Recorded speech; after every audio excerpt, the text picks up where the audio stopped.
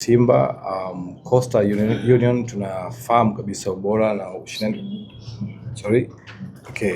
So Coastal tunafahamu ubora na ushindani ambao Simba wamekuwa wakileta katika mchezo.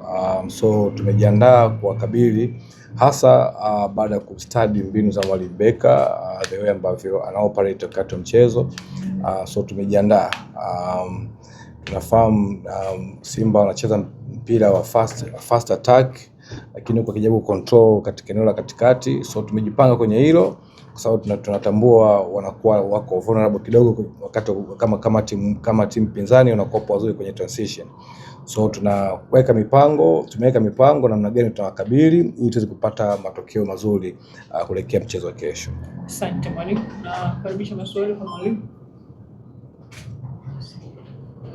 Mwalimu, mpaka sasa una alama moja pekee na baada ya kucheza michezo mitatu na kesho unakutana na Simba ambaye amekuwa akitoa ushindani mkubwa kwenye mechi wa soka. Pengine tushaikoje, lakini kisaikolojia na kimbinu unawaandaa vipi wachezaji wako kuhakikisha kwamba unapata matokeo ya hapo kesho na unasogea katika msimamo wa ligi? Cha msingi ni kuendelea kuokota alama kwa sababu tumecheza michezo mitatu so far na alama moja, so hiyo imepita. Tuna focus na mchezo unaofuata ambao ni wa kesho.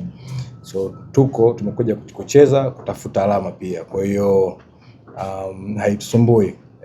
Bado ligi ni mbichi kabisa.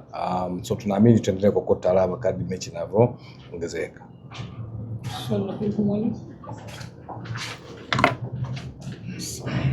Mwalimu, licha ya ukubwa wa Coastal Union, lakini kuna ile kasumba kwamba hizi timu kubwa zinapokuwa kwenye uwanja wake wa nyumbani ni ngumu sana kuzuia idadi kubwa ya mabao. Mfano mzuri mchezo ambao mcheza KMC kupoteza idadi kubwa ya mabao mbele ya Africans. Kwako binafsi inakupa homework ya headache kiasi gani unakutana na Simba ambayo pia ni wazuri hasa katika maeneo ya pembeni kwa maana ya wings zao? Siwezi kusema kama ni headache kwa sababu mara nyingi walimu au timu mara nyingi tunapenda kucheza timu ambazo ziko bora. Kwa nini? Kwa sababu katika michezo na ukipata michezo bora na timu bora mara nyingi tuna mengi ya kujifunza na mengi ya kuimprove. Kwa hiyo kwetu sisi ni fursa ya kuendelea kuimarisha mikakati, mbinu, lakini pia kudevelop wachezaji wetu. Asante mwalimu.